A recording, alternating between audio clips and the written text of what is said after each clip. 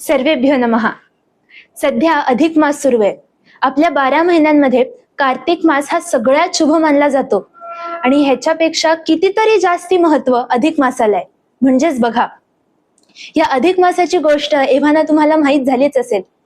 या मासात काहीही मंगल कार्य करण्यासाठी शास्त्राधार नाही, म्हणून या मासाला धोंड मास, मलमास अशी नावं दिली गेली. या मासाला कुठल्याही देवतेने स्वीकारलं नाही, म्हणून हा विष्णूंकडे गेला आणि त्याने तिथे त्याची व्यथा मांडली.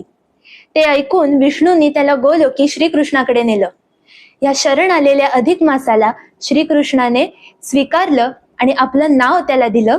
तेव्हापासून हा अधिक मास पुरुषोत्तम मास म्हणून ओळखला जातो. चातुर्मासात उपास तापास, यज्ञ किंवा व्रत करण्याने जेवढं पुण्य लाभतं त्याच्या अधिक पट पुण्य अधिक मासात हे सगळं केल्याने लाभतं. अधिक मासात कृष्ण राधिका पूजन करण्याचं सुद्धा विशेष महत्व आहे. तसंच दीपदान, गोप्रदान, अन्नदान किंवा कुठल्याही प्रकारचं दान करण्याला अनन्यसाधारण महत्व आहे. ह्यात हेही लक्षात घ्यायला हवं की दान म्हणजे आपल्याला प्रिय असलेलं काहीतरी दुसऱ्याला देऊन टाकणं, आपल्याला नको असलेलं नव्हे. या अधिक मासात 33 दाम्पत्य म्हणजेच मेहुणं बोलवून त्यांचं पूजन करण्याचा सुद्धा एक विधी केला जातो. आता या अधिक मासाचं भरपूर महात्म्य आहे आणि त्यात अशा बऱ्याच कथाही दिलेल्या आहेत की कोणी अधिक मासात काय केलं व त्यांना त्याचा कसा लाभ झाला. चला आज त्यातल्या काही निवडक गोष्टी आपण ऐकूया. यातली एक कथा द्रौपदीची आहे. द्रौपदी तिच्या आधीच्या जन्मात मेधावी ब्राह्मण कन्या होती. तेव्हा एकदा अधिक मासाचं महत्व नाकारल्यामुळे दुर्वास ऋषींनी तिला शाप दिला आणि त्यामुळेच द्रौपदी या तिच्या पुढच्या जन्मात तिला दुःख आणि अपमान ह्याला सामोरं जावं लागलं. तशीच पांडवांची ही कथा आहे.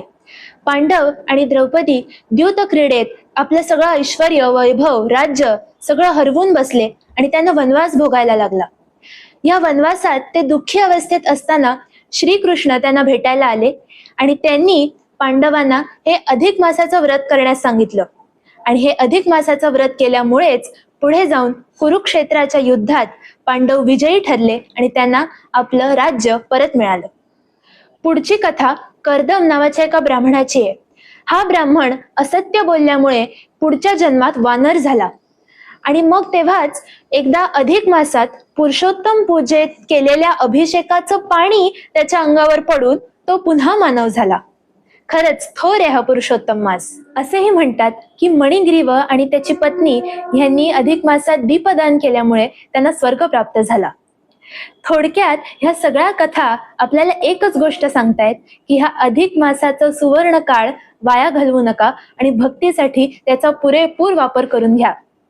त्यामुळे चला या अधिक मासात विष्णू भक्तीत, कृष्ण भक्तीत लीन होऊया. ओम पुरुषोत्तमाय नमः.